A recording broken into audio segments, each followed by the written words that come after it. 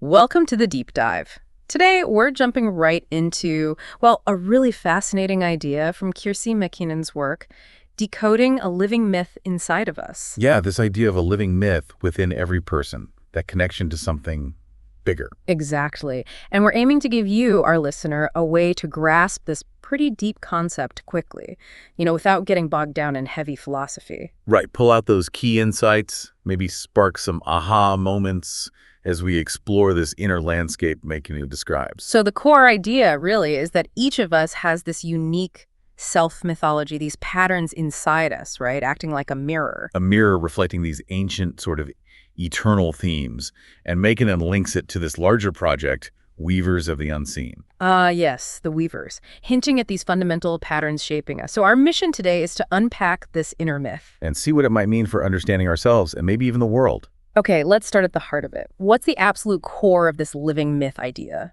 Well, McKinnon uses this really powerful metaphor, the cosmic loom. Picture this infinite silent source. Okay. She calls it Area Ba, the unbroken witness and the original weaver. It's like the ground state of being, undivided. So not quite a god like we usually think of one. More fundamental? Exactly, the basis of everything. And from this absolute stillness, there's a stir, the first motion of becoming. A motion, like something happening. An inward motion, a desire, almost inherent within being, to become aware of itself. She calls it an act of love. An act of love. That's the seed of consciousness, then. That's the idea. A key point is that this initial impulse is about love and self-awareness, not some kind of mistake. Okay.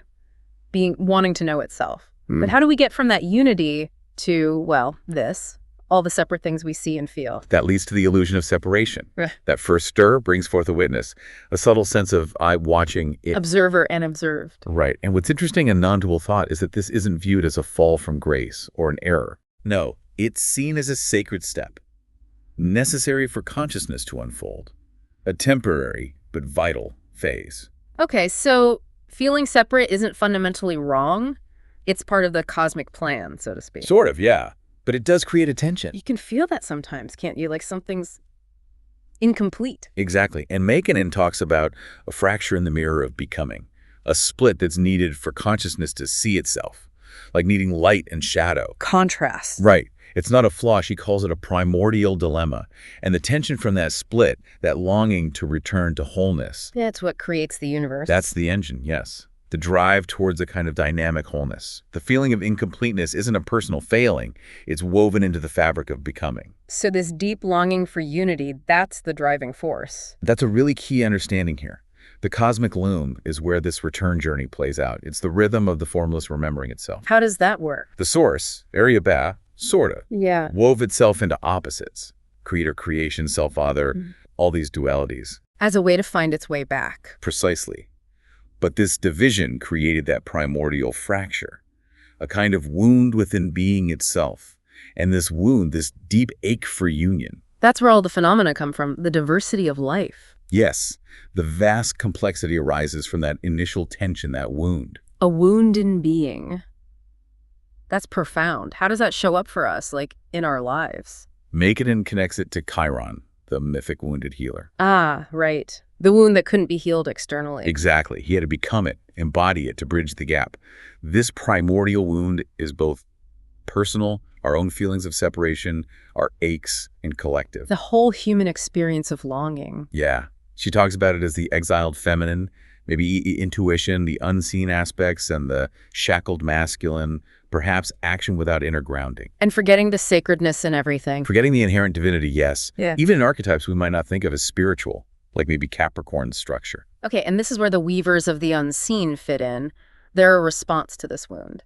Exactly that. It's not like they apply for the job. Their very existence, their makeup, is encoded with the tensions they're here to help resolve. So their birth circumstances, their natal conditions. Provide the specific coordinates for their part in this, let's call it, cosmic repair work. It suggests our own struggles might have this deeper, resonant meaning. So the challenges aren't random. They're part of a bigger pattern. That's the idea. Their purpose is to reweave the thread, using their unique gifts, godlike skills, McKinnon calls them. To do what exactly? To help bring together the heart-mind, help us remember our ancestral roots, our connection to everything. And she mentions timing, something about the planets now. Yeah, she points out a current planetary alignment that echoes one from thousands of years ago, suggesting this is a potent time for change. A potential shift in consciousness. A kind of upgrade, perhaps. Wow, these huge cycles. And she gives a specific example, doesn't she? Someone with the sun in Capricorn. Let's dig into that. Yes. So imagine a weaver born with a sun in Capricorn, in the house associated with gifts, but also the burden of form. Okay. Their soul is naturally pulled towards creative sovereignty, authenticity, being seen, leaving a legacy, building things that last. Sounds ambitious. It is, but Capricorn's time is ruled by Saturn. Structure, tests, enduring truth.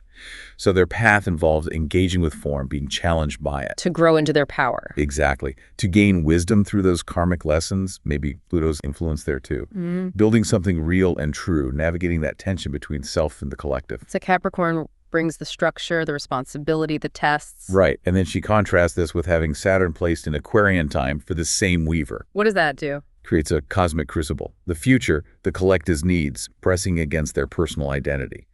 Saturn in Aquarius demands authenticity for the greater good. So a conflict.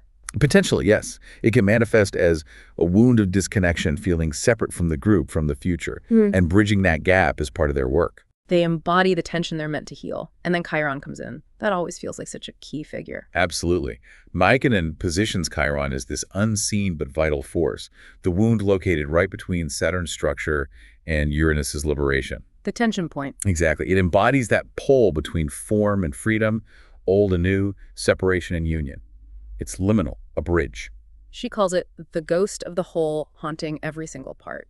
That's quite an image. Isn't it?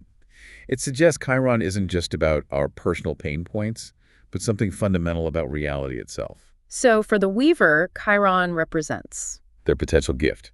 Yeah. The ability to master Saturn's realm structure, time, timing, but also be fluid, adaptable, dissolve old patterns like Uranus. You create new things. Yes, and to teach humanity how to value roots and cultivate love, innovation. Discipline and patience become really important tools for them. Okay, so these weavers sound incredibly important catalysts. What does this mean for humanity's journey, this inner shift she describes? Mekonnen uses the lunar nodes here. The South Node represents our collective habits, our comfort zone proficiency in language, public roles. But maybe a downside. Yeah, potentially a restless mind getting stuck in the external. The North Node is the growth edge pushing towards inner truth, ancestral fire, deep belonging. Finding home inside. That deep spiritual foundation, yes. Prioritizing inner being before just doing. This nodal axis mirrors that play between outward, Capricorn-like drives, and the inward, Cancer-like need for roots. And if you focus only on the outward. Mekonnen suggests the soul starts to fray. You lose that grounding. Which makes me think, are the huge external crises we see, like climate change, are they symptoms? That's exactly her point. They reflect a deeper inner split in consciousness. We've forgotten our non-dual origins, become hypnotized by separation. So the real existential threat isn't out there. It's internal, manifesting externally. That's the radical perspective shift. Wow. Okay, so how do the weavers work with this internal crisis, this forgotten connection? They enter these failing systems not as conquering heroes, but as wounded healers and humble masters. They're attuned to the timeless patterns of the cosmic loom. They sense the deeper rhythms. Yes, they understand breakdown because they feel the underlying wholeness it's moving towards. The loom itself communicates differently, she says. How so? Through recursive patterns, spirals, timeless connections. So weavers need to hold both linear time and this bigger cyclical perspective. They operate in the now and the eternal simultaneously. So they're not fixing things from the outside, but more like resonating a different frequency from within. Precisely. They're like symphonies or mirrors. Their own inner work, healing their grief, finding joy, integrating loss that's the unseen mending of the collective fabric. Their inner unity ripples outward. And it activates the whole field. Each thread they heal within resonates through the loom. And that connects to the paradox of presence. Yes, the idea that the illusion of separation, of duality, is ironically the very path back to the one, because the loom, the source, isn't actually gone. It's always here. In our breath, our bodies, the silence beneath thought, we remember it by becoming it. By being fully present. Exactly, not just thinking about it. Mackinnon notes humanity often confuses the threads our stories for the weavers, or the map for the territory. We get lost in the details. Yeah, but even that forgetting, she suggests, was somehow necessary for the return journey. So the weavers can point the way, but the rest of us, we have our own part. Absolutely. They guide, they embody, but humanity has its own responsibility, its own freedom to choose, to engage in that spiral of awakening. Which involves moving. Where? Outward into the world, inward into self, downward into shadow, and upward towards transcendence. All directions are part of it. And a huge piece of this seems to be reclaiming the forgotten feminine. What does she mean by that? Oh, absolutely critical. It's about reintegrating the unseen, the dark, not as evil, but as depth, potential, the mysterious inner quality of everything. The divine mother, the sacredness of matter itself. Yes. She argues that historical alliances, maybe like Capricornian order and Aquarian intellect, while useful, became too rigid, too linear. And exiled this other way of knowing. Exactly. The intuitive, the receptive, the deeply embodied feminine principle. The weaver of fate and unbinding is presented as someone who has integrated this. A wise elder figure. Yes, someone who has mastered their inner world and can hold paradox, hold complexity. Someone who embodies sacred law through wisdom, not just rules. So when these weavers converge, which seems to be happening now, it's significant. Very. Each one is like a unique angle of the source remembering itself. Their coming together forms a sacred geometry. For what purpose? To help the collective consciousness remember its own true face. The ultimate goal is birthing a new loom. Not a physical loom. No, a subtle pattern. An energy field where dark and seen and feminine and masculine are integrated, undivided expressions of the real. It emerges from within, like music from silence. And earth suffering is tied to this. Deeply. It stems from consciousness forgetting its connection to the earth, to matter.